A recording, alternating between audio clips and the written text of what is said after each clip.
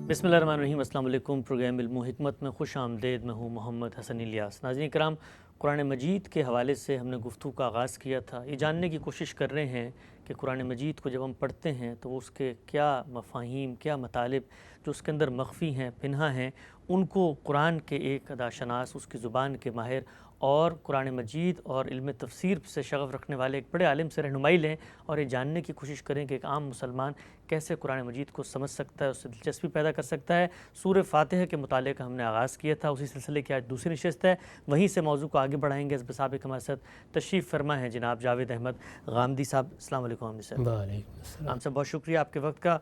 सूरह फातिहा कुरान मजीद की अव्वलीन सूरह है, पहली सूरह है। उसमें क्या मज़ामीन, क्या चीज़ें ज़ेर बहस हैं, उसको हम आपसे समझ रहे थे। बिल्कुल इब्तदा हमने की थी और पूरे 1 घंटे की गुफ्तगू में चंद आयात के हवाले से ही हम आपसे जान सके थे। आगाज़ करते हैं। ये बताइएगा कि कुरान मजीद के आम जो तराजिम है, जब हम उनको खोलते हैं, जो पहली आयत है अल्हम्दुलिल्लाह रब्बिल आलमीन, इसका तर्जुमा किया जाता है कि तमाम तारीफ़ें अल्लाह ताला के लिए। आपने इसका तर्जुमा किया कि शुक्र अल्लाह ही के लिए है, आलम का परवरदिगार। ये बताइएगा कि ये हम्द का तर्जुमा आपने शुक्र कैसे किया? बिलूम तारीफ़ किए जाते हैं। आपने इसका एक मुख्तसर हाशिया भी लिखा है, मैं चंद नुकात पेश करके चाहूँगा उसकी आप तौज़ीह फरमा दें। आपने लिखा है असल में लफ्ज़ अलहम्द इस्तेमाल हुआ है अरबी ज़ुबान में, ये किसी की खूबियों और कमालात के एतराफ़ के लिए भी बोला जाता है। फिर इन खूबियों और कमालात का फैज़ अगर हम्द करने वाले को भी पहुँच रहा हो तो इसमें शुक्र का मफ़हूम आप शामिल हो जाता है। चंद कुरान मजीद की दीगर आयात का आपने हवाला भी दिया। बताइएगा कि ये लफ्ज़ जो है इससे क्या मुराद है और इस आयत में जो लफ्ज़ बोला गया है कि तमाम का तमाम शुक्र जहानों के परवरदिगार के लिए, इससे क्या मुराद है? दुनिया की हर ज़ुबान में जब अल्फाज इस्तेमाल होते हैं तो ऐसा नहीं है कि एक लफ्ज़ एक ही मानी के लिए इस्तेमाल होता है, मुतअद्दिद मानी के लिए इस्तेमाल होते हैं। उर्दू में भी है, अंग्रेज़ी में भी है, दुनिया की हर ज़ुबान में है। तो अलहम्द का लफ्ज़ अरबी ज़ुबान का एक लफ्ज़ है। तो ये देखा जाएगा कि वो किन मानी में इस्तेमाल होता है। तो जब हम उसके इस्तेमालात को देखते हैं या अहले इल्म की तहकीकात उसके बारे में पढ़ते हैं तो मालूम हो जाता है कि इसके 2 मकामात हैं जिनमें ये इस्तेमाल होता है बिलअमूम। और भी बाज़ इस्तेमालात हैं, उनमें से एक ये है कि हम ये देखते हैं कि हमारे मुखातबीन में या जिस शख्स के बारे में हम बात कर रहे हैं उसमें कोई बहुत आला दर्जे की सिफ़ात पाई जाती हैं, बड़ी खूबियाँ पाई जाती हैं। तो हम उन खूबियों का एतराफ़ करने के लिए भी ये लफ्ज़ बोलते हैं। और बिल्कुल इसी तरीके से हमारी अपनी उर्दू में भी अब ये इस्तेमाल में आ गया है कि शुक्र के मौके पैदा होते हैं। किसी ने हमारे साथ अच्छाई की, किसी ने भलाई का सलूक किया, किसी ने हमें कुछ दिया, तो हम कहते हैं कि हम आपके शुक्रगुज़ार हैं। तो इस तरह के मौक़ों के ऊपर भी हम आम तौर पर ये तरकीब इस्तेमाल कर लेते हैं कि अल्हम्दुलिल्लाह ये नेमत हमको हासिल हो गई है। तो ये वही इस्तेमाल है। तो जब भी कभी आपको 2 इस्तेमालात, 3 इस्तेमालात से इंतखाब करना होता है या तरजीह देना होती है तो हमेशा सियाक़ व सबाक़ देखा जाता है। तो यहाँ जो मौका कलाम है उसको जब आप आगे देखते हैं तो ये बिल्कुल वाज़ेह हो जाता है कि बंदे के उस ताल्लुक़ को बयान किया जा रहा है कि जिसके तहत वो अल्लाह से हिदायत मांग रहा है। हिदायत अल्लाह की नेमत है। तो यहाँ अल्लाह की सिफ़ात का ज़िक्र तो आगे आ रहा है, यानी ये बताया जा रहा है कि वो परवरदिगार है, वो जहानों का परवरदिगार है, उसकी रहमत अबदी है, वो पूरी कायनात पर शफ़क़त रखता है, वो एक दिन सब इंसानों के लिए एक क़यामत बर्पा करेगा, वो एक रोज़े जज़ा होगा। ये सब बातें बयान हो रही हैं। तो ये सिफ़ात तो उसमें हैं, लेकिन ये कि मेरे साथ उसका जो ताल्लुक़ पैदा होता है, ये सूरह उस ताल्लुक़ से शुरू हो रही है। तो इसलिए हमने इसमें शुक्र के मानी को तरजीह दी है। तो ये तरजीह का मौजू है। इसमें ज़ाहिर है कि सियाक़ सबाक़, मौका व महल, बात कहाँ कही गई है, आगे क्या है, पीछे क्या है, उसको सामने रख के तरजीह कायम की जाती है। ठीक। अच्छा खान साहब, आपने इसमें एक हवाला भी दिया, मुख्तलिफ़ सूरतों का हवाला दिया कि वहाँ पर भी यही शुक्र का मफ़हूम आ रहा है। एक आयत मैं आपके सामने रख भी देता हूँ, सूरह इब्राहीम की आयत है, आपने इसमें हवाला दिया। आयत के अल्फाज हैं कि अल्हम्दुलिल्लाहिल्लज़ी वहब ली अलल किबरी इस्माईल व इसहाक़ इन्न रब्बी लस्समीउद दुआ। इसका तर्जुमा आपने किया है कि खुदा का शुक्र है जिसने मुझे इस बुढ़ापे में इस्माइल और इसहाक़ अता फ़रमाए। तो यहाँ पर भी जो अलहम्द का तर्जुमा है वो शुक्र से किया गया और आपने एक नज़ीर के तौर पे इसको पेश किया। तो वो क्या करीना है जो यहाँ पर सामने आ रहा है और इसी की मुमासलत जो है अल्हम्दुलिल्लाह में भी? नहीं, वहाँ पर भी अल्लाह की एक नेमत है जिसके बारे में वो अल्हम्दुलिल्लाह के अल्फाज इस्तेमाल कर रहे हैं। یہ کوئی نئی تحقیق نہیں ہے یا کوئی نئی رائے نہیں ہے، پہلے سے موجود دو آراء ہیں، دو نقطۂ نظر ہیں، دونوں چیزیں ہمارے ہاں لغت میں بھی ثبت ہیں، مفسرین بھی بیان کرتے ہیں، بس ترجیح کس کو دینی ہے اس کو سیاق و سباق کی روشنی میں دیکھا جائے گا۔ وہ جو آیت بیان کی گئی ہے جس کو آپ نے پڑھا ہے اس میں بھی یہی ہے کہ وہ موقع در حقیقت شکر کا موقع ہے، تو شکر میں تعریف تو آپ سے آپ ہو رہی ہوتی ہے۔ یعنی جب میں یہ کہتا ہوں کہ میں آپ کا شکر گزار ہوں تو کسی نعمت پر، کسی حسن سلوک پر یہ بات کہہ رہا ہوتا ہوں، تو وہ چیز آپ سے آپ موجود ہوتی ہے۔ البتہ میرے ساتھ وہ چیز چونکہ متعلق ہوئی ہے، مجھے اس کا فیض پہنچا ہے، تو اس سے میری طرف سے اس کا کیا رد عمل ہے، تو وہ رد عمل تعریف کا نہیں ہوتا، وہ بالعموم شکر کا ہوتا ہے۔ تعریف اس میں مضمر ہوتی ہے، وہ آپ سے آپ ادا ہو رہی ہوتی ہے۔ تو سیدنا ابراہیم نے بھی اس موقع کے اوپر جب الحمدللہ کہا ہے تو گویا شکر کے پہلو سے کہا ہے، اور یہ کوئی میں نے عرض کیا کہ نئی بات نہیں ہے، بلکہ پہلے سے موجود آراء میں سے ایک رائے کو ترجیح دی گئی۔ ٹھیک، آگے بڑھاتے ہیں سلسلے کو۔ یہ بیان فرمائی گام صاحب، آپ نے لکھا کہ یہ جو کہا گیا ہے کہ شکر اللہ ہی کے لیے ہے، یا اگر دوسرے مفاہیم کو بھی لے لیا جائے تو مقصد اس کا کیا ہے؟ آپ نے لکھا کہ سورہ میں اگر غور کیجئے تو یہ اس جذبہ شکر و سپاس کی تعبیر ہے جو اللہ کی عالمگیر ربوبیت اور بے پایاں رحمت کے مشاہدے اور قیامت میں اس کی ہماگیر دینونت کے بارے میں انبیاء علیہ السلام کی تذکیر سے پیدا ہوتا یا پیدا ہونا چاہیے۔ یہ بیان کیجئے گا۔ قرآن مجید ایک شخص کھولتا ہے، بسم اللہ کے بعد سب سے پہلا کلمہ اس کے سامنے یہ آتا ہے، یہ کیا حکمت ہے، اس کے پیچھے کیا اللہ کا مقصد ہے کہ وہ آغاز اپنی بات کا، یعنی انسانوں تک قیامت تک کی ہدایت دینے کا جو آغاز جس جملے سے کر رہا ہے وہ یہ ہے کہ اللہ کا شکر یا پیدا ہو چکا ہے، جس کے نتیجے میں یہ سب کچھ آپ نے آگے پڑھنا ہے یا ہونا چاہیے۔ اس کی کیا وجہ ہے؟ اس کا تعلق اس دعا سے ہے، یعنی اصل میں یہ دعا ہے، یوں نہیں ہے کہ اللہ تعالیٰ کی طرف سے کسی مقدمے کا بیان ہے یا اللہ تعالیٰ نے اپنی طرف سے کوئی اطلاع بہم پہنچائی ہے، بلکہ بندوں کے اندر جو اس وقت احساس ہے اس کو ایک دعا کی صورت دے دی ہے۔ گویا بندوں کے احساسات کو دعا کے الفاظ اللہ تعالیٰ کی طرف سے مل گئے ہیں، تو دعا کی جا رہی ہے، دعا آگے آ رہی ہے۔ وہ دعا یہ ہے کہ اہدنا الصراط المستقیم، پروردگار ہم سیدھی راہ کی ہدایت کے لیے استدعا کرتے ہیں، دعا کرتے ہیں، آپ سے ہدایت طلب کرتے ہیں۔ تو دعا سے پہلے بندہ کس شعور میں کھڑا ہے اس کا اظہار کرے گا نا، تو اس میں یہ بتایا گیا ہے کہ جو آگے اللہ کی صفات بیان ہوئی ہیں وہ صفات در حقیقت اس شعور کو بیان کرتی ہیں جو بندے میں یا تو ہونا چاہیے یا پھر ہے۔ تو وہ شعور کیا ہے اور وہ کیسے پیدا ہوا ہے؟ وہ شعور اصلاً تو ہمارے اندر اللہ تعالیٰ کے اس الہام سے پیدا ہوا ہے جو وہ پیدائش کے ساتھ ہی ودیت کر دیتا ہے۔ اس کے بعد اللہ کے پیغمبر آتے رہے ہیں۔ تو میں نے اس سے پچھلی نشست میں بھی یہ بتایا تھا کہ یہ رسالت مآب صلی اللہ علیہ وسلم کی بعثت سے پہلے یا قرآن کے نزول سے پہلے اللہ تعالیٰ کی ہدایت کی دعا ہے۔ یعنی یہ دعا کس وقت انسانوں کی زبان پر آئی ہے؟ اس وقت آئی ہے کہ جب سیدنا مسیح کے بعد 500 سے زیادہ سال گزر چکے ہیں، گرد و پیش پر جب ایک حساس انسان نگاہ ڈالتا ہے تو اس کو معلوم ہوتا ہے کہ میں اب اگر ہدایت حاصل کرنا چاہوں تو کہاں جاؤں؟ ایک طرف اس ہدایت کے پرانے علمبردار ہیں جن میں یہود ہیں، وہ اللہ کے غضب کا نشانہ بن گئے ہیں، دوسری جانب نصارہ ہیں جنہوں نے شرک کو اختیار کر لیا ہے اور اس سے آگے بڑھ کر اللہ کی شریعت کو بھی ہمیشہ کے لیے ختم کر دیا ہے۔ تو اس صورتحال میں اب صحیح راہ کون سی ہے، سیدھا راستہ کون سا ہے، میں کہاں جاؤں؟ تو اس میں وہ اپنے اس شعور یا اپنے اس احساس کا اظہار کرتا ہے کہ پروردگار تو اس کائنات کا پروردگار ہے، تو نے ہر چیز کو پالا ہے، تو نے مجھے صرف پیدا کر کے چھوڑ نہیں دیا، تو ہی میرا منعم حقیقی ہے، تو ہی ہر لحاظ سے میری ضرورتوں کو پورا کر رہا ہے۔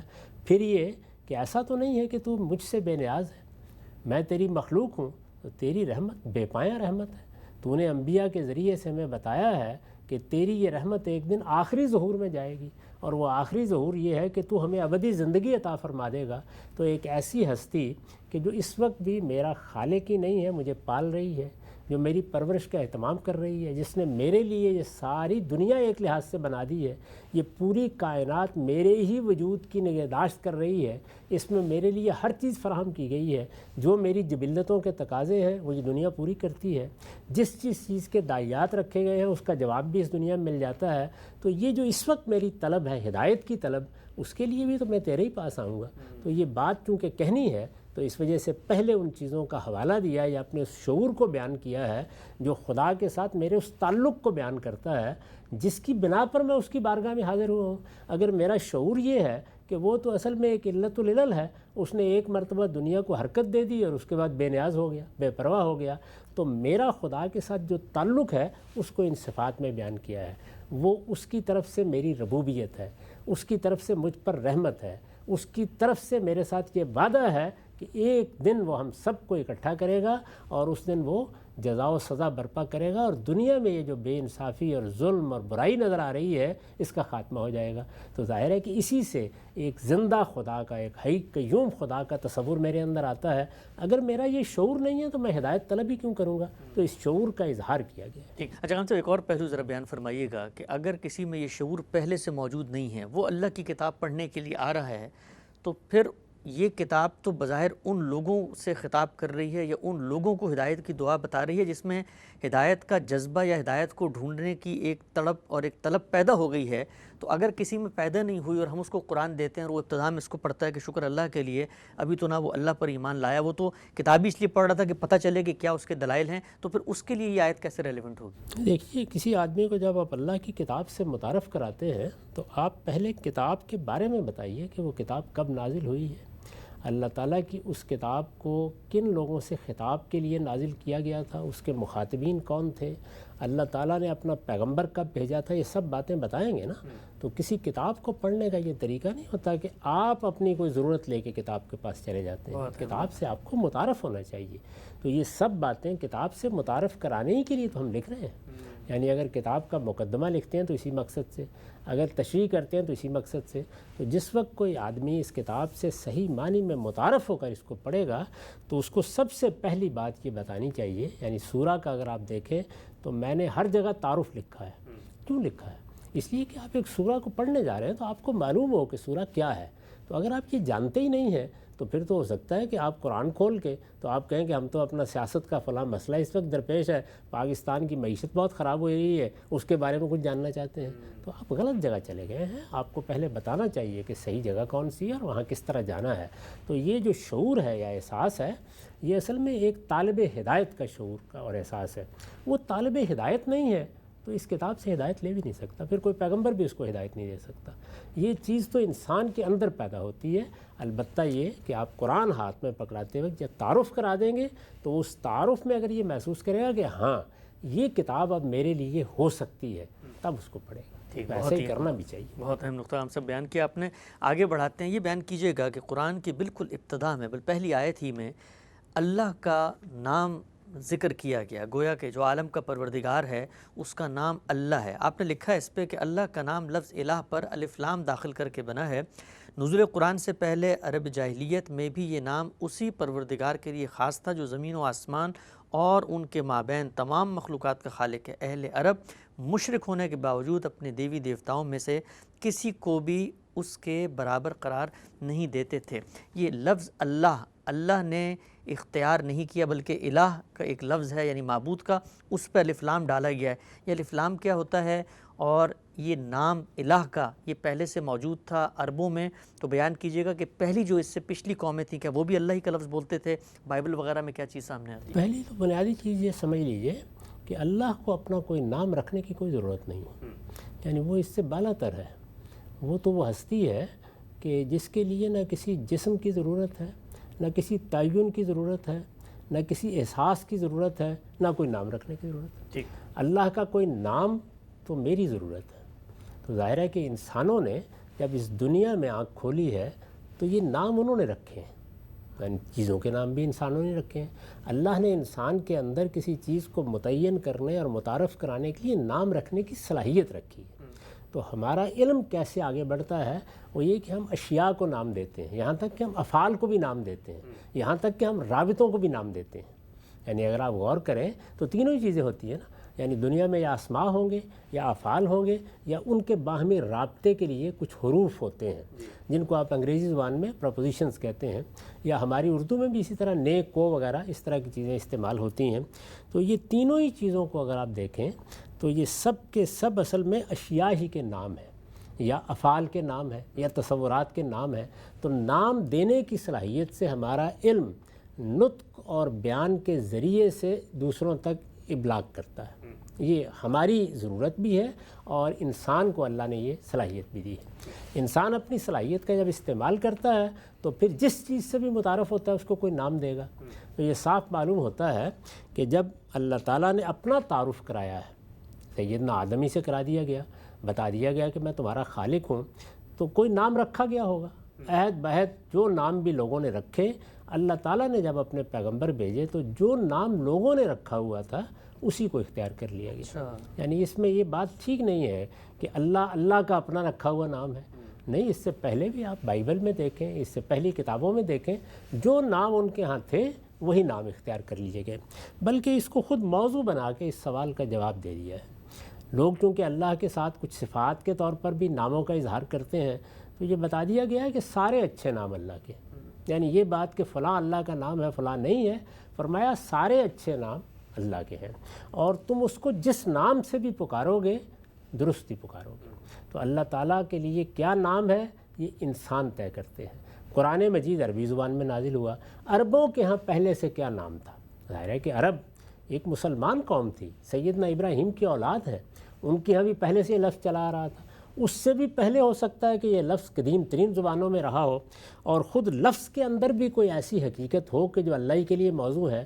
تو ہم جب عربی زبان کا مطالعہ کرتے ہیں تو معلوم ہوتا ہے کہ ایک دوسرا لفظ الف لام کے بغیر، الف لام ایسے ہے جیسے کسی لفظ پر انگریزی زبان میں آپ دی لگا دیتے ہیں، آرٹیکل جو ہوتا ہے، جی ہاں، تو یہ دی جو ہے وہ الف لام ہے عربی زبان میں۔ دنیا کی ہر زبان میں اس طرح کے بعض چیزیں ہوتی ہیں کہ جو کسی کو خاص کر دیتی ہیں۔ انگریزی زبان میں اس کے لیے دی یا دا جس کو آپ پروناؤنس کرتے ہیں یا جس کا تلفظ کرتے ہیں وہ بولا جاتا ہے، اور عربی زبان میں اس کے لیے الف لام ہے۔ تو الہ پر الف لام لگا کے ایک لفظ بن جائے گا الالہ، اور یہ قرآن میں استعمال ہوا ہے مختلف جگہوں کے اوپر۔ تو جب غور کیا جائے تو یہ معلوم ہوتا ہے، اور یہ غور کا معاملہ ہے، قیاس کا معاملہ ہے، یہ وہ چیز نہیں ہے کہ جس کے بارے میں آپ یہ کہیں کہ اہل زبان آپ کو بتائیں گے کہ آج ہم الہ پر الف لام لگا رہے ہیں اور آج اس کو بولیں گے، بلکہ خود ماہرین لسانیات جب غور کرتے ہیں تو سمجھ میں آ جاتا ہے کہ یہ ہوا ہے، تو اس کا میں نے اظہار کر دیا ہے۔ تو دو تین باتیں سمجھ لینی چاہیے، اللہ تعالیٰ کے لیے کوئی نام خود اللہ نے تجویز کیا ہے ہرگز نہیں۔ اللہ تعالیٰ کو انسانوں نے نام دیے ہیں، وہ نام جو بھی دیے گئے ہیں اللہ تعالیٰ نے جب اپنے پیغمبروں کے ذریعے سے کلام کیا ہے تو وہی نام اختیار کر لیا ہے، اگر اس میں کوئی خرابی کی بات نہیں تھی۔ جیسے ہمارے ہاں آپ دیکھتے ہیں آپ کہ ہماری عام گفتگو میں فارسی زبان کا لفظ خدا رائج ہو گیا ہے، بہت سے لوگ اس پر اعتراض کرتے رہتے ہیں، یہ اعتراض بے محل ہے بالکل۔ یعنی یہ لفظ بھی اپنے اندر کو برا مفہوم نہیں رکھتا، رائج ہو گیا ہے، اللہ تعالیٰ کے لیے خاص بھی ہو گیا ہے، اس کے وہ استعمالات بھی آہستہ آہستہ ختم ہو گئے ہیں جو دوسروں کے لیے عام تھے، وہ اگر تھے بھی تو فارسی زبان کی حد تک رہ گئے، ہماری اردو میں نہیں ہے، تو اب یہ لفظ ہے۔ تو اس کے بارے میں نے عرض کیا کہ اللہ تعالیٰ نے خود بتا دیا ہے کہ سب اچھے نام میرے لیے ہیں، تم جس نام سے بھی مجھے پکارو۔ چنانچہ ہندو کوئی ایک نام رکھ لیں گے، مسیحی کوئی اور نام ہو سکتا ہے رکھ لیں، اسی طریقے سے انگریزی زبان میں کوئی اور نام ہو، چینی زبان میں کوئی اور نام ہو، دیکھا جائے گا کہ اس نام میں اس کے مطلب کی حد تک کوئی شرک کی چیز نہیں۔ اللہ کے شائن شان ہے، کیونکہ یہ فرمایا ہے کہ للہ الاسماء الحسنی، اللہ کے لیے اچھے نام ہیں۔ تو اگر اللہ کے شائن شان نام ہے، اس میں کوئی شرک نہیں ہے، اس میں کوئی چیز اللہ کی تنزیہ کے خلاف نہیں ہے، تو وہ نام ٹھیک ہے، اس کو استعمال کرنے میں کوئی حرج نہیں۔ تو یہ عربی زبان میں لفظ پہلے سے موجود تھا، عرب بھی بولتے تھے، اور یہ صاف معلوم ہوتا ہے کہ قدیم ترین زبانوں سے چلا آ رہا تھا۔ آپ جب پچھلی زبانوں کا مطالعہ کرتے ہیں تو اس میں بھی اس کے آثار مل جاتے ہیں، چنانچہ اس کو اگر کوئی آدمی دیکھنا چاہے تو وہ بعض جو اچھے لغت ہیں ان میں دیکھ سکتا ہے کہ اس کے مشتقات دنیا کی بہت سی زبانوں میں استعمال ہوتے ہیں۔ تو یہ صاف معلوم ہوتا ہے کہ قدیم ترین لفظ ہے جو مختلف لہجے بدل کر اسی طریقے سے استعمال ہوتا آ رہا ہے عربی زبان میں، یہ اللہ ہو چکا ہوا تھا۔ تو اس کے بارے میں نے یہ بتا دیا ہے کہ یہ اس طرح ہے، اس لیے اس کے بارے میں کوئی اصرار نہیں کرنا چاہیے۔ قرآن میں یہ لفظ اس لیے استعمال ہوا ہے اللہ کے ذاتی نام کے طور پر کہ عرب اس کو ایسے ہی استعمال کرتے ہیں۔ ٹھیک، ہم سے بڑی تفصیل سے آپ نے پہلو واضح کیا۔ یہ بیان کیجیے گا کہ جو ہمارے سامنے بائبل کے نسخے ہیں اور خود عبرانی زبان میں بھی جو لفظ بولا جاتا ہے تو وہ بھی ملتا جلتا ہے، ایل لوائے کر کے، یا بعض اور الفاظ بھی آتے ہیں ہاشیم کے کہ یہ جو یہود وغیرہ اللہ کو بولتے ہیں، تو یہ بھی اگر وہاں پر کوئی اس سے مشترک نکلتا تو وہ لگتا ہے کہ شاید اسی سے ملتی جلتی کوئی چیز عبرانی میں بھی۔ لفظ ایل بھی ہے نا، جیسے اسماعیل ہے، جیسے جبرائیل ہے، تو اس میں یہی معنی ہے اس کے۔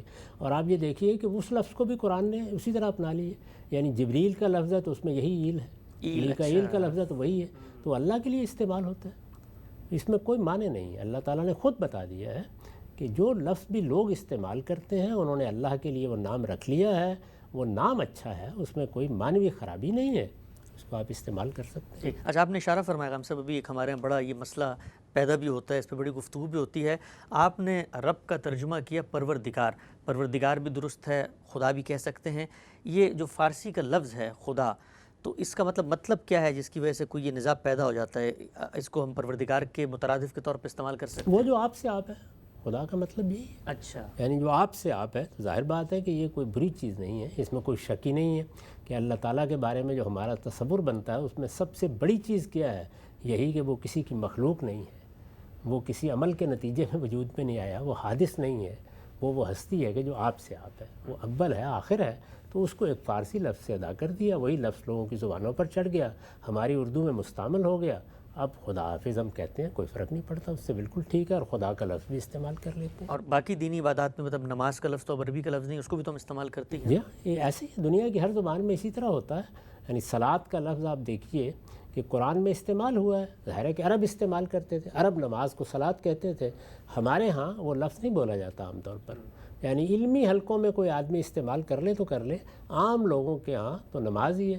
حد یہ ہے کہ علماء اس پر کتابیں لکھتے ہیں تو وہ بھی یہ لکھتے ہیں رسول اللہ کی نماز صلی اللہ علیہ وسلم۔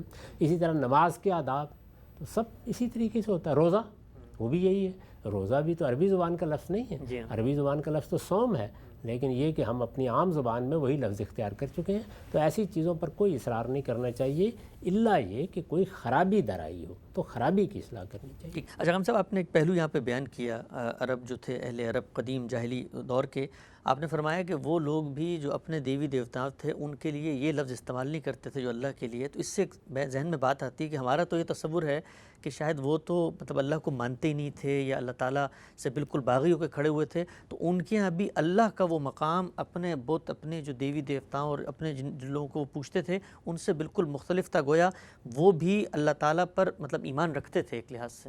اللہ تعالیٰ پر ایمان رکھتے تھے، پیغمبروں کو مانتے تھے، سیدنا ابراہیم کے اولاد تھے، سیدنا اسماعیل سے اپنے آپ کو نسبت دیتے تھے، بیت اللہ کے متولی تھے، حج کرتے تھے، عمرہ کرتے تھے، نماز پڑھتے تھے، روزے رکھتے تھے، سب کچھ کرتے تھے۔ یعنی ان کے ہاں جو چیزیں پیدا ہو گئی تھیں، ایک تو شرک تھا جو سب سے بڑا مسئلہ تھا، دوسرا یہ ہے کہ قیامت میں خدا کی جواب دہی کے احساس کے معاملے میں بہت ہی افسردہ ہو چکے ہوئے تھے، بالکل بجھ گئے تھے، اور ان کے ہاں علم اور فکر میں وہ چیز جس طرح کی ہونی چاہیے زندہ احساس کے طور پر وہ نہیں رہی تھی۔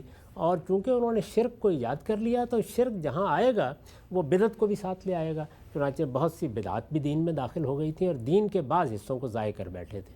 تو یہ تھا ان کا مقدمہ، وہ خدا کو مانتے تھے۔ قرآن مجید نے جگہ جگہ اس کو بڑی تفصیل سے بیان کی ہے، بلکہ پوچھا ہے کہ ان سے پوچھو جب یہ دوسروں کو خدا کا شریک ٹھہراتے ہیں، پوچھو کہ آسمان کو کس نے بنایا، زمین کو کس نے بنایا، کہیں گے اللہ۔ تو وہ اللہ کو مانتے ہیں، ان کی زبان میں، ان کے ادب میں، ان کی شاعری میں جگہ جگہ اللہ تعالیٰ کا ذکر آتا ہے۔ تو ان کے بارے میں یہ نہیں کہا گیا کہ وہ اللہ کو ماننے والے نہیں تھے، یہ کہا گیا کہ وہ اللہ کے ساتھ دوسروں کو شریک ٹھہراتے تھے، یعنی ان کا جرم یہ ہے۔ ٹھیک، آگے بڑھاتے ہیں ہم سب اس سلسلے کو۔ آیت ہے کہ الحمدللہ رب العالمین، شکر اللہ ہی کے لیے، عالم کا پروردگار۔ عالم کا پروردگار آپ نے ترجمہ کیا رب العالمین کا۔ اسی کی وضاحت میں آپ لکھتے ہیں کہ اصل میں رب العالمین کے الفاظ ہیں، رب کے معنی اصلاً پالنے والے کے ہیں، پھر اس مفہوم کے لازمی نتیجے کے طور پر مالک اور آقا کے معنی اس لفظ میں پیدا ہوئے، اور اردو کے لفظ پروردگار کی طرح اس پر ایسا غلبہ حاصل کر لیا کہ پرورش کرنے والے کے معنی میں اس کا استعمال عربی زبان میں باقی نہیں رہا۔ سورہ کی ابتدا جس جذبہ شکر کی تعبیر سے ہوئی ہے رب العالمین، اور اس کے بعد کی صفات اس کی دلیل ہیں جو استدلال کے طریقے پر نہیں بلکہ ایک بدیہی حقیقت کے اعتراف اور اقرار کے اسلوب میں بیان ہوئی ہیں۔ بیان کیجئے گا کہ یہ عالمین کا جو لفظ ہے، ہم لوگ اس دنیا میں رہتے ہیں تو ہم تو ایک دنیا سے واقف ہیں، دنیا کے اندر بات ہو رہی ہے، یہ اللہ تعالیٰ نے عالمین کا لفظ کیوں استعمال کیا؟ اور یہ جو آپ نے بات فرمائی ہے کہ اس کے اندر یہ جو پورا کا پورا پہلو ہے پروردگار کا، اس نے اس کو احاطہ کر لیا، اس سے کیا مراد ہے؟ قرآن مجید کی زبان میں، عربی زبان ہے، جو جمع استعمال ہوتا ہے، ظاہر ہے کہ عالمین عالم کی جمع ہے، تو جمع ہے یہ تعدد کے لیے بھی استعمال ہوتی ہے اور کسی چیز کی وسعت اور عظمت کو بیان کے لیے بھی استعمال ہو جاتی ہے۔ تو یہ ظاہر ہے کہ موقع استعمال بتا دیتا ہے، یہاں کوئی تعدد بیان کرنا مقصد نہیں ہے، ذرا حال ہے کہ اس کو بھی آپ پیش نظر رکھ سکتے ہیں۔ مطلب یہ ہے کہ جو کائنات ہے، جس کا بھی تم تصور کر سکتے ہو، جو کائنات تمہیں نظر آتی ہے، جو کائنات اس کے ماورا ہو سکتی ہے، پوری کائنات یہاں سے وہاں تک ہر چیز کا پروردگار وہی ہے۔ تو عالمین اس معنی میں آیا۔ اب عالمین کا لفظ عربی زبان میں جب استعمال ہوتا ہے تو پھر وہ بہت سے دوسرے مفاہیم موقع کے لحاظ سے پیدا کر لیتا ہے۔ میں اس سے پہلے بھی کئی مرتبہ عرض کر چکا ہوں کہ زبان میں اصل چیز یہ نہیں ہوتی کہ آپ لغت میں کسی لفظ کے معنی دیکھ لیں، اصل چیز یہ ہے کہ وہ استعمال کیسے کیسے ہوتا ہے۔ تو عالمین کا لفظ اس پوری کائنات کے لیے استعمال ہو جاتا ہے۔ عالمین کا لفظ اگر یہ بتایا جائے کہ کائنات ایک نہیں ہے 6 اور بھی ہیں تو سب کے لیے استعمال ہو جائے گا۔ اور اگر آپ کو یہ بتایا جائے کہ آپ نے اس دنیا کا ذکر کرنا ہے، اسی دنیا کا جس میں ہم رہتے ہیں، تو یہاں بھی عالمین کا لفظ استعمال ہو جائے گا۔ قرآن مجید میں استعمال ہوا ہے۔ مثال کے طور پر دیکھیے بنی اسرائیل کے بارے میں یہ کہا کہ فضلتکم علی العالمین، تو ہم یہی لفظ استعمال ہوا ہے۔ اسی طرح سے رسالت مآب صلی اللہ علیہ وسلم کی بعثت کو بیان کرتے ہوئے یہی استعمال کیا، نذیر للعالمین۔ تو اس دنیا کے لیے یعنی جو انسانوں کی دنیا لفظ استعمال ہو جائے گا، اور بعض موقعوں کے اوپر بالکل قریبی مفہوم میں بھی ہو جائے گا۔ یہ بالکل ایسے ہی جیسے آپ لفظ دنیا استعمال کرتے ہیں۔ ظاہر ہے کہ میں اگر کسی موقع کے اوپر فلکیات پڑھا رہا ہوں تو دنیا کا لفظ استعمال کروں گا پوری کائنات کے لیے، اور میں عام ادبی اسلوب میں گفتگو کرتے ہوئے یہ کہوں گا کہ میں نے تو یہ بات پوری دنیا کو بتا دی ہے، تو آپ دیکھیے کہ یہاں دنیا بہت ہی محدود ہو گئی۔ تو زبان کو اس کے استعمالات کے لحاظ سے دیکھنے ہیں۔ یہاں یہ لفظ چونکہ اللہ تعالیٰ کے حوالے سے استعمال ہوا ہے تو ظاہر ہے اس سے مراد پورا عالم ہے۔ جو کچھ بھی ہماری گرفت میں آ سکتا ہے اور جو ہماری گرفت میں نہیں آتا وہ سب کا پروردگار ہے، سب کا آقا ہے، سب کا مالک ہے۔ ٹھیک۔ اچھا غم صاحب، یہ بعض آثار و روایات میں سامنے آتا ہے، میرے سامنے ایک تفسیر کے کچھ حوالے بھی ہیں، ابو سعید خدری کی روایت ہے، ان سے منقول ہے کہ یہ عالم جو ہیں یہ تو کچھ 40,000 سے زائد ہیں، اور دنیا جو ہے وہ صرف ایک عالم، ان عالموں میں سے ایک عالم ہے۔ بعض اور روایت بھی آتے ہیں مختلف تفاسیر میں۔ تو کیا لفظ یہاں پر اس بات کی گنجائش رکھتا ہے کہ ہم اس کو اس معنی میں لیں کہ یہاں جمع وسعت کے معنی میں اسی دنیا کے بارے میں ہے، یا تمام عالموں کے بارے میں ہے؟ یہ بھی بتائیے گا کہ جب فرماتے ہیں آپ، اور یہ جو پورا مکتب فرائی ہے کہ جو تعویل ہے وہ ایک ہی ہوگی، قرآن مجید کی آیت کا ایک ہی مدعا ہے، تو پھر کیا دونوں مفاہیم بیک وقت پائے جائیں گے، ایک پایا جائے گا دوسرا رد ہو جائے گا؟ اس کو کیسے یہ جب کہا جاتا ہے کہ ایک ہی تعویل ہوگی، اس کا مطلب یہ ہے کہ ان میں کوئی چیز دوسرے کی نقیض نہیں ہوگی۔ اچھا، تو آپ اس کو تعدد کے معنی میں لے لیں، آپ وسعت کے معنی میں لیں، اللہ تعالیٰ کے حوالے سے یہاں کسی تحدید کی ضرورت ہی نہیں ہے۔ البتہ جب انسانوں کے حوالے سے استعمال ہوتا ہے تو وہاں یہ ضرورت ہوتی ہے کہ یہ بتایا جائے کہ ایک لفظ جو اتنی غیر معمولی وسعت رکھتا تھا وہ آخر چند لوگوں کے لیے کیسے استعمال ہو گیا، تو اس کی مثالیں دینے کی ضرورت ہے۔ تو یہاں کیونکہ اللہ کے لیے استعمال ہوا ہے، اس وجہ سے آپ اس کو اس طرح لے لیں کہ تمام جہانوں کا مالک، ٹھیک ہے، آپ کہیں جہان کا مالک، تو جہان یہاں پر کس معنی میں بولا جا رہا ہے؟ پورے عالم کے لیے۔ پورا عالم کس معنی میں بولا جا رہا ہے؟ پوری کائنات کے لیے۔ پوری کائنات کس مفہوم میں بولا جا رہا ہے؟ جو کچھ بھی ہو سکتا ہے جس کے بارے میں جانتا ہوں یا نہیں جانتا۔ تو یہ اصل میں استعمال کے مواقع ہیں، اس میں دونوں طریقے بالکل ٹھیک ہوں گے، جس کو بھی آپ چاہیں اختیار کر لیں۔ ٹھیک، آگے بڑھاتے ہیں ہم سب۔ یہ آگے جو الفاظ آئے ہیں الرحمن الرحیم، بالعموم جب ہم اس طرح کے الفاظ کو پڑھتے ہیں ہم نے دیکھا کہ تفاسیر میں ترجمہ بھی ان کا رحمان اور رحیم سے کر دیا جاتا ہے، اردو میں بھی یہ الفاظ رائج ہیں۔ اس میں آپ نے جو بات لکھی ہے اور جو ترجمہ کیا ہے وہ ذرا مختلف معلوم ہوتا ہے۔ آپ نے لکھا کہ سراسر رحمت ہے جس کی شفقت ابدی ہے۔ تو آپ نے جو اس کی وضاحت میں بات لکھی اس کے چند چیزیں میں پڑھ بھی دیتا ہوں۔ آپ لکھتے ہیں اصل میں رحمان اور رحیم کے الفاظ استعمال ہوئے ہیں، یہ دونوں اگرچہ رحمت ہی سے صفت کے صیغے ہیں لیکن معنی کے لحاظ سے دیکھیے تو ان میں واضح فرق ہے۔ استاد امام امین حسن اصلاحی اپنی تفسیر میں لکھتے ہیں کہ رحمان غضبان اور سکران کے وزن پر مبالغہ کا صیغہ ہے، اور رحیم علیم اور کریم کے وزن پر صفت کا صیغہ ہے۔ اور آگے پھر وہ لکھتے ہیں کہ اس وجہ سے ان دونوں صفتوں میں کوئی بھی صفت برائے بیت نہیں، بلکہ ان میں سے ایک خدا کی رحمت کے جوش و خروش کو ظاہر کر رہی ہے اور دوسرے اس کے دوام اور تسلسل کو۔ یہ بتائیے گا کہ قرآن مجید میں اکثر ہم دیکھتے ہیں دو صفات سامنے آتی ہیں، غفور الرحیم آ جاتا ہے، کہیں پر علیمن حکیمہ آ جاتا ہے، یہاں پر رحمان الرحیم آ گیا۔ بالعموم پڑھنے والے کے ذہن میں آتا ہے کہ شاید یہ کوئی لفظی رعایت کی گئی ہے، لیکن آپ نے اور آپ کے استاد نے ایک اور پہلو کی طرف توجہ دلائی کہ ایک مقصد اور ایک حکمت کے تحت یہ سب کچھ ہوتا ہے۔ وہ کیا چیز ہے یہاں زیر بحث ہے؟ کسی اچھے کلام میں بھی کوئی چیز ایسے تو نہیں آتی، یعنی قرآن مجید تو دنیا کا بلیغ ترین کلام ہے، ایک ادب کا شہپارہ ہے، ایک ایک حرف اس کے اندر بالکل ٹھیک جگہ پہ استعمال ہوا ہے، اور آپ اس کے اندر اتریں تو اس کے اندر بڑی حکمتیں ہوتی ہیں۔ تو اللہ تعالیٰ کی جو صفات کا حوالہ دیا جاتا ہے اور عام طور پر آیات کے آخر میں آتی ہیں، وہ اصل میں استدلال کے لیے آتی ہیں، یعنی یہ بتایا جاتا ہے کہ یہ جو بات تمہیں کہی گئی ہے اس بات کو سمجھو، وہ ذات جس نے یہ بات کہی ہے وہ اپنے اندر یہ صفات رکھتی ہے، جب وہ یہ صفات رکھتی ہے تو اس کے لازمی نتیجے کے طور پر اس کو ایسا ہی کرنا چاہیے۔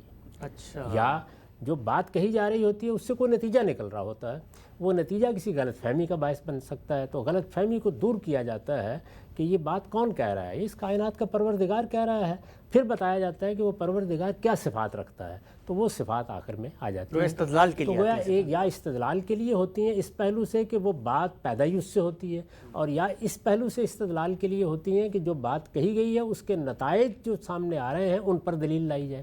تو یہ مختلف پہلو ہیں جن سے یہ بات کہی جاتی ہے۔ تو رحمان اور رحیم کے بارے میں یہ بحث پیدا ہو جاتی ہے کہ عام طور پر یہ خیال کر لیا گیا ہے کہ یہ دو لفظ اللہ تعالیٰ نے ایسے ہی مبالغے کے طور پر استعمال کر دیے ہیں، جیسے ہم استعمال کرتے ہیں، اس کی نفی کی ہے ہم نے، اور یہ بتایا کہ نہیں، یہ دونوں لفظ اگرچہ ہیں رحمت سے، لیکن دونوں میں ایک فرق ہے، اور وہ بڑا بلیغ فرق ہے۔ وہ فرق یہ ہے کہ جب کسی کو رحمان کہا جاتا ہے تو اس کی رحمت میں کیسا وفور ہے، کیسا جوش ہے۔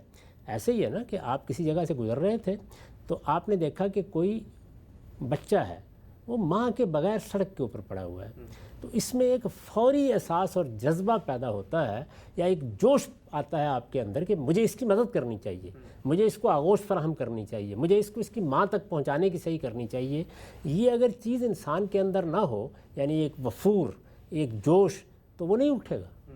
اچھا، یہ پہلو ہے۔ تو جب اس پہلو کو بیان کرنا ہو تو پھر اس وزن کی صفات ہوتی ہیں۔ اچھا، اس کا حوالہ دیا استاد امام نے کہ اس موقع کے اوپر پھر صرف یہ نہیں ہوتا کہ آپ یہ بیان کر دیں کہ فلاں آدمی غضبناک ہے، بلکہ اس میں یہ بتانا بھی مقصود ہوتا ہے کہ یہ غضبناکی اس وقت بڑے وفور اور جوش کی کیفیت میں ہے، اس کو بیان کرنا پھر غضبان کا لفظ استعمال کیا جائے گا، یعنی مبالغہ اس پہلو سے۔ مبالغہ تو دونوں میں ہے، یعنی رحیم میں بھی مبالغہ ہے، رحمان میں بھی مبالغہ ہے۔ مبالغہ کس پہلو سے ہے؟ تو وہاں مبالغہ جوش اور ہیجان کے پہلو سے ہے، یعنی اللہ تعالیٰ کی رحمت کوئی بے تعلق سی رحمت نہیں ہے، کوئی قاعدوں ہی میں بندھی ہوئی رحمت نہیں ہے، بلکہ وہ سراسر رحمت ہے۔ یعنی معلوم ہوتا ہے کہ جیسے ہی آپ نے اس کو پکارا، جیسے اس کی طرف گئے، جیسے اس سے تعلق پیدا کیا، تو وہاں رحمت کا ایک چشمہ ہے جو ابل رہا ہے۔ تو یہ تعبیر ہے اس بات کی، تو اس کو بیان کرنا ہے اب ہم نے اللہ تعالیٰ کے حوالے سے، تو اس کے لیے رحمان کا لفظ موضوع ہوگا۔ اور ایک دوسرا پہلو بھی ہے، وہ یہ کہ بچہ آپ کو نظر آیا، بڑا جوش پیدا ہوا، آپ نے اٹھا لیا، اب آگے کچھ مراحل ہیں، ان میں ہو سکتا ہے کہ لے جانا پڑے، گھر میں رکھنا پڑے، 10 دن اس کی نگہداشت کرنی پڑے۔ اب آپ کہتے ہیں کہ یہ میں کیا مصیبت لے آیا ہوں، تو اب وہ رحمت کا جوش جو تھا وہ تو ختم ہو گیا۔ اب وہ رحمت چاہیے کہ جو اپنے اندر دوام اور استمرار رکھتی ہو، وہ رحمت چاہیے کہ جو اب برسوں بھی اس بچے کی اگر نگہداشت کرنی پڑ جائے تو آپ کے اندر کوئی تکان پیدا نہ کرے۔ تو اس پہلو کو اگر بیان کرنا تو اس کے لیے لفظ رحیم ہے۔ تو اللہ تعالیٰ کے یہ دونوں چیزیں ہیں، یعنی اس میں گویا احاطہ ہو گیا ہے کہ اس کی رحمت ایسا بھی نہیں ہے کہ بس اپنے طریقے پر اپنے قاعدے سے ملتی ہے، نہیں، اس کے اندر بڑا وفور، بڑا جوش، اپنے بندوں کے بارے میں گویا ایک چشمہ ہے محبت کا، رحمت کا جو ابل رہا ہے۔ لیکن ایسا نہیں ہے کہ بس وہ اس طریقے سے سامنے آتی ہے اور اس کے بعد جیسے فوارہ نیچے گر جاتا ہے نیچے گر جاتی ہے، نہیں، اس کے اندر بڑا دوام و استمرار ہے۔ اتنا دوام و استمرار ہے کہ جب اس نے ہم جیسے انسانوں کو بنایا جن کا کوئی حق اس پر قائم نہیں ہوتا تھا، وہ اگر اس امتحان میں ڈالتا اور ختم کر دیتا تب بھی کچھ فرق نہیں پڑتا تھا، لیکن اس نے ہم سے وعدہ کیا کہ میں نے تمہیں جو شخصیت دی ہے وہ ابدی ہے، وہ ہمیشہ ہمیشہ کے لیے رہے گی۔ تو یہ گیا اس کی رحمت کی ابدیت ہے۔ اسی کو دوسری جگہ بیان کیا ہے کہ میں نے اپنے اوپر رحمت لازم کر رکھی ہے، کتب علی نفسہ الرحمہ لیجمعنکم الی یوم القیامہ، یعنی گویا میری رحمت یہاں سے قیامت تک اور قیامت کے بعد بھی جاری رہے گی۔ تو دونوں پہلوؤں کو بیان کرنے کے لیے یہ دو لفظ استعمال کیے ہیں، ایک پہلو کو بیان کرنے کے لیے رحمان، دوسرے پہلو کو بیان کرنے کے لیے رحیم۔ ٹھیک، ہم صاحب بڑی ہی خوبصورتی سے یہ پہلو بھی واضح ہوا۔ یہ بیان کیجیے گا کہ جس نظم میں یہ چیز آئی ہے، یعنی پہلے یہ کہا گیا کہ اللہ ہی کا شکر ہے جو جہانوں کا رب ہے، رحمان الرحیم ہے، تو یہ جہانوں کے رب سے رحمان اور رحیم کی صفت کا کیا تعلق ہے؟ کیا مطلب جہان کو اس نے بنایا ہے، اس اسکیم کے حوالے سے بھی یہاں پر کچھ چیز زیر بحث ہے؟ خالق ہونا تو یہاں زیر بحث ہی نہیں ہے۔ اس کی وجہ یہ ہے کہ خالق ہونا ہی اگر کسی کے لیے مشتبہ ہے تو وہ کیوں اس دعا کی طرف آئے گا؟ یہ دعا تو وہی مانگے گا کہ جو اپنے پروردگار کو خالق مانتا ہے۔ اس کے بعد ان صفات کا حوالہ دیا ہے جو میرے ساتھ متعلق ہوتی ہیں۔ تو اللہ تعالیٰ کی ربوبیت، وہ مجھے دیتا ہے، وہ میری ایک ایک ضرورت کا خیال رکھتا ہے، وہ میرے احساسات تک کو پورا کرتا ہے، وہ میری دعائیں سنتا ہے۔ تو وہ میرا مالک اور آقا ہے. یعنی مجھے جب کوئی مصیبت آئے گی، تکلیف آئے گی، اسی کے پاس جانا ہے. جو رحمت ہوگی، کرم ہوگا، اسی کی طرف سے ہونا ہے. تو چونکہ یہ پہلو جو ہے یہ میری ذات سے متعلق ہے، تو اس لیے وہی صفات زیر بحث آئیں گی. اور یہاں رحمان بھی وہ پورے عالم کے لیے ہے، رحیم بھی پورے عالم کے لیے ہے، اور رب بھی پورے عالم کے لیے ہے. تو میں ان صفات کا حوالہ دیتا ہوں کہ تو میرا مالک اور آقا ہے، اور تو سراسر رحمت ہے، اور تیری شفقت ابدی ہے. اسی لیے تو تیرے حضور میں آیا ہوں کہ میری ہدایت کا اہتمام فرما. ٹھیک، آگے بڑھاتے ہیں. اگلی آیت ہے کہ مالک یوم الدین، جو روز جزا کا مالک ہے. آپ نے اس کی وضاحت میں لکھا ہے یعنی یہ اس کی پروردگاری اور اس کی رحمت کے دوام و استمرار کا تقاضا ہے کہ وہ ایک دن اپنی عدالت برپا کرے. چنانچہ وہ اسے برپا کرے گا، اور اس طرح برپا کرے گا کہ اس دن سارا زور و اختیار اسی کو حاصل ہوگا. سب کے سر اس کے سامنے جھکے ہوں گے، کسی کو یارہ نہ ہوگا کہ اس کے سامنے زبان کھول سکے. ہر معاملے کا فیصلہ وہ خود کرے گا، اور کوئی اس کے فیصلے پر کسی پہلو سے اثر انداز نہ ہو سکے گا. یہ کیا بات ہے غامدی صاحب کہ جب کہا کہ وہ روز جزا کا مالک ہے، اور اس کے بعد کہا کہ وہ روز جزا کا مالک ہے، یعنی رب العالمین، رحمان رحیم اور روز جزا کا مالک، ان میں کیا معنویت ہے؟ اور یہ جو آپ نے بات فرمائی کہ یہ جو اس کی رحمت کا دوام و استمرار ہے، اس کا تقاضا ہے کہ پھر وہ روز جزا کا بڑی مالک ہے. خوبصورت ترتیب ہے اس کے اندر. یعنی وہ میرا مالک اور آقا ہے. میرا مالک اور آقا ہے تو کوئی تند خو آقا نہیں ہے. ہر وقت اپنے کسی غلام کے اوپر تشدد پر آمادہ نہیں ہوتا. وہ سراسر رحمت ہے، اس کی شفقت ابدی ہے. اور جب وہ سراسر رحمت ہے اور اس کی شفقت ابدی ہے، تو یہ بندہ جس کو اس نے بنایا، جس کو اس نے شعور دیا، ناتمامی کا شعور دیا، جس نے اس کے اندر ابدیت کی خواہش رکھی، عدل کا شعور دیا، اس کو یوں چھوڑ دے گا؟ نہیں، وہ قیامت برپا کرے گا، روز جزا برپا کرے گا. تو گویا اللہ تعالیٰ کے ساتھ جو میرا تعلق ہے اس کا منتہائی کمال تو یہی ہے کہ ایک دن وہ اس پوری کائنات کو اپنے سامنے لا کر کھڑا کر دے اور پھر فیصلہ کرے. ورنہ اگر یہ بات معلوم ہو جائے کہ وہ بڑا رحیم ہے، بڑا کریم ہے، وہ میرے ساتھ بہت محبت کرتا ہے، لیکن یہ ہے کہ زندگی موت پر ختم ہو رہی ہے، تو یہ کیا محبت ہوئی بھائی؟ ایک ایسی دنیا میں بھیج دیا جس میں شر ہی شر ہے، جس میں تکلیف ہی تکلیف ہے، جس میں استحصال ہی استحصال ہے، جس میں کوئی خیر تلاش کرنا آسان نہیں ہے، جس میں انسان کے درپے ہوا ہے، جس میں جنگیں ہیں، جس میں افتاد ہے، جس میں جگہ جگہ آفتیں آتی ہیں، جس میں غریبوں کی دنیا ہے. دیکھنے کے بعد آدمی کے لیے جینے کی خواہش ختم ہو جاتی ہے. تو پھر کیا رہ گیا باقی؟ تو اللہ تعالیٰ کی صفات کا اگر تصور مالک یوم الدین تک نہ پہنچے تو پھر تو بات ہی کچھ نہ ہوئی. پہلی باتیں بھی ساری بےمانی ہو گئی. تو اس کو بالکل اس کے منتہائے کمال پر پہنچا دیا. میرا آقا ہے، سراسر رحمت ہے، اس کی شفقت ابدی ہے، اور وہ ایک ایسا دن ضرور لائے گا کہ جس دن ہم سب اس کی بارگاہ میں پیش ہوں گے، اور وہ جزا اور سزا کا دن ہوگا. اس دن ظالم اپنے انجام کو پہنچیں گے، اور ہم نے اگر اس کی وفاداری کا حق ادا کیا ہے تو اس کا صلہ دے گا. ہاں سر، بہت ہی اہم بات آپ نے فرمائی. یہ بیان کیجیے گا ہمارے، چونکہ آج کل بہت بحثیں بھی ہوتی ہیں اس حوالے سے کہ کیا اگر کوئی خدا ہے تو اس کی کیا ضرورت تھی کہ وہ باقاعدہ حساب و کتاب کے لیے معاملہ کرے، دنیا ہی کے اندر یہ سارا کا سارا معاملہ کرتے. یہ جو بات یہاں پہ بیان ہوئی ہے کہ روز جزا کا مالک، کیا یہ کہنا درست ہے کہ جب ہم کسی کو خدا مان لیتے ہیں اور خدا کا شعور ہماری فطرت میں الہام کیا ہے تو اس کا لازمی عقلی تقاضا یہ ہوتا ہے کہ اس خدا کو پھر کوئی نتائج مرتب کر کے دکھانے چاہیے؟ گویا خدا پر ایمان کا لازمی عقلی تقاضا بھی ہے کہ آخرت کو ہونا چاہیے. یعنی میرے حوالے سے اس لیے کہ مجھے شعور دیا گیا ہے اس کا. یعنی میں کوئی مادے کا ڈھیر نہیں ہوں. میرے اندر عدل کا شعور ہے، میرے اندر تمام چیزوں کو اپنے اکمال تک پہنچانے کا شعور ہے. میں مرنا نہیں چاہتا، میرے اندر ابدیت کی شدید خواہش ہے. تو یہ نہیں ہو سکتا کہ وہ یہ سارے احساسات میرے اندر پیدا کرے، یہ اس شعور کے ساتھ ایک مخلوق کو دنیا میں رکھے، اور پھر اس کے بعد کوئی نتیجہ نہ نکلے. تو میرے حوالے سے تو کوئی چارہ ہی اس کے سوا نہیں ہے کہ یہ چیز اپنے انجام کو پہنچے. البتہ اگر مجھے ان سب چیزوں کا شعور نہ ہوتا، یعنی ہو سکتا ہے ہم جانوروں کے اندر تو نہیں بیٹھے ہوئے کہ ان کے اس چیز کا شعور ہی نہ ہو، تو وہ پیدا ہوں، وہ مار دیے جائیں، زمین پر آئیں، مٹا دیے جائیں، تو یہ سوال نہیں پیدا ہوگا. لیکن انسانی شخصیت کا جب ہم مطالعہ کرتے ہیں تو پھر اگر کوئی پروردگار ہے، اس کائنات کا کوئی خالق ہے، تو لازماً اس کو ایک روز جزا برپا کرنا چاہیے. اگر وہ خالق ہے اور روز جزا برپا نہیں کرتا، وہ ہمارا پروردگار ہے اور روز جزا برپا نہیں کرتا، تو حقیقت میں پھر وہ ہمارا خالق اور ہمارا پروردگار ہو نہیں سکتا. پھر تو یہ ہوگا کہ کوئی ظالم ہے، کسی رام نے اپنی لیلا برپا کی ہے، کوئی تماشا گاہ تھی جس میں ہمیں بھیجا گیا. یعنی آپ سوچئے کہ درد کا احساس دے دیا گیا اور درما پیدا نہیں کیا گیا، یہ کیسے ہو سکتا ہے؟ تو اس وجہ سے ہماری شخصیت کے لحاظ سے تو قیامت کو لازماً آنا چاہیے اور ایک روز جزا ضرور برپا ہونا چاہیے۔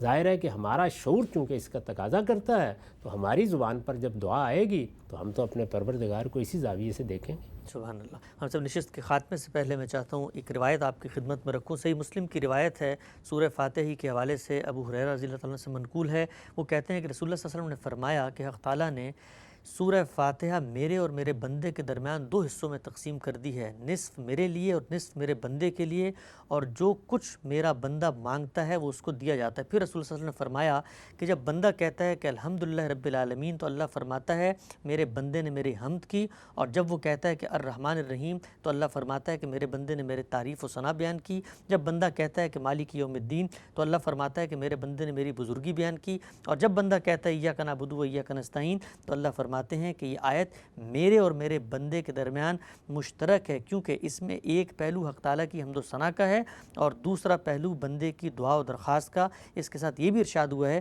کہ میرے بندے کو وہ چیز ملے گی جو اس نے مانگی۔ پھر جب بندہ کہتا ہے کہ اہدنا الصراط المستقیم، تو حق تعالیٰ فرماتا ہے کہ یہ سب میرے بندے کے لیے ہے اور وہ اس کو وہ چیز ملے گی جو وہ مانگتا ہے۔ یہ روایت ہے، کیا فرماتے ہیں اس روایت کی تشریح؟ کوئی شک نہیں اس میں، یعنی سورہ فاتحہ کا بڑا ہی عمدہ تجزیہ ہے جو ایک روایت میں حضور نے خود کر دیا ہے، اور یہ بتا بھی دیا ہے کہ دعا مانگنے کا صحیح ادب بھی یہی ہے، اللہ تعالیٰ کے ساتھ اپنے تعلق کا اظہار کرے پہلے۔ یہ جو الحمدللہ رب العالمین الرحمن الرحیم ہے، یہ اللہ تعالیٰ کے ساتھ ہمارے تعلق کا اظہار ہے۔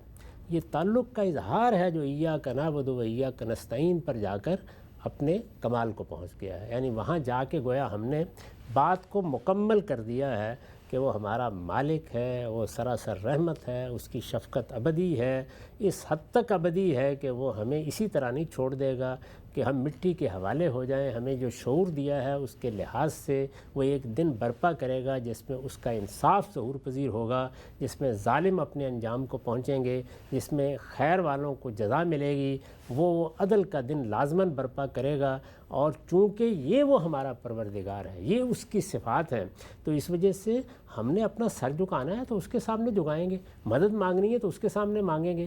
تو یہ گویا حقائق کا اعتراف ہے جو کرنے کے بعد پھر ہم دعا کرتے ہیں اہدنا الصراط المستقیم۔ تو بہت اچھے طریقے سے یہ بات سمجھائی گئی ہے اس روایت میں کہ پہلے مرحلے میں ہم گویا اللہ تعالیٰ کے ساتھ اپنے تعلق کا اظہار کرتے ہیں، تو ظاہر ہے کہ وہ تو اللہ کا حصہ ہو گیا۔ اس کے بعد پھر ہم اپنی عرضداشت سامنے رکھتے ہیں، یعنی ہم پھر یہ کہتے ہیں کہ ہم بندے ہیں اور بندوں کی حیثیت سے ہم اس کو معبود مان کر اس کے سامنے سر جھکاتے ہیں۔ تو اب گویا بندگی کی طرف ہم آ گئے اور اپنا احساس ہم نے بیان کر دیا، اب دعا کا صحیح موقع آ گیا ہے۔ تو دعا مانگنے کے آداب یہ ہیں، اب آپ خود اندازہ کر لیجئے کہ یہ وہ سب سے بڑی دعا ہے جو ہمیں سکھائی گئی ہے، سب سے اہم دعا ہے۔ میں نے کئی مرتبہ عرض کیا ہے کہ استاد امام نے ہم طالب علموں سے ایک زمانے میں پوچھا تھا کہ سب سے بڑی دعا کون سی ہے، تو ہم کوئی بہت اچھا جواب دے نہیں سکے۔ بعد میں انہوں نے پھر توجہ دلائی کہ وہی دعا ہے جو تم روز نماز میں کرتے ہو، سب سے بڑی دعا یہی ہے۔ تو یہ دعا کیا ہے؟ اس میں وہ چیز ہم نے مانگی ہے کہ جس دعا کے نامقبول ہونے کی کوئی وجہ ہی نہیں، یعنی ہدایت۔ تو اللہ تعالیٰ نے یہ تو اپنے اوپر لازم کر رکھا ہے کہ وہ ہدایت دے گا۔ یہ دعا اگر پورے شعور کے ساتھ مانگی جائے اور اس کے تقاضے پورے کر دیے جائیں تو یہ نہیں ہو سکتا کہ دنیا میں کوئی یہ دعا کرے اور یہ پوری نہ ہو۔ تو اس لیے فرمایا ہے کہ پھر اللہ کہتا ہے کہ دے دیا میں نے اپنے بندے کو، اس نے میرا حق ادا کر دیا، میں نے اس کا حق ادا کر دیا۔ میرا حق یعنی اللہ کا حق کیا تھا کہ میں اس کا صحیح شعور اپنے اندر پیدا کروں اور اس کا اظہار کروں، اور میرا حق کیا تھا کہ میں ہدایت مانگوں تو مجھے ملے، تو فرمایا وہ میں نے دے دی۔ سبحان اللہ۔ ہم سے ہمارے پروگرام کا وقت یہاں پہ مکمل ہوتا ہے۔ ناظرین، چند آیات زیر بحث آئیں، لیکن اللہ کی کتاب کے اندر کیسا علم کا سمندر ہے کہ موتی آپ چننا شروع کریں تو وہ ختم نہیں ہوتے۔ انشاءاللہ اس سلسلے کو جاری رکھیں گے۔ اس پروگرام کی وساطت سے ہماری کوشش ہے کہ دنیا بھر میں لوگوں کو قرآن سے جوڑا بھی جائے اور قرآن مجید کے اندر جو مخفی پہلو ہیں دین کے ایک بڑے عالم سے وہ بھی سمجھے۔ پروگرام کا وقت یہاں پہ ختم ہوتا ہے، دوبارہ حاضر خدمت ہوں گے۔ آپ کے وقت کا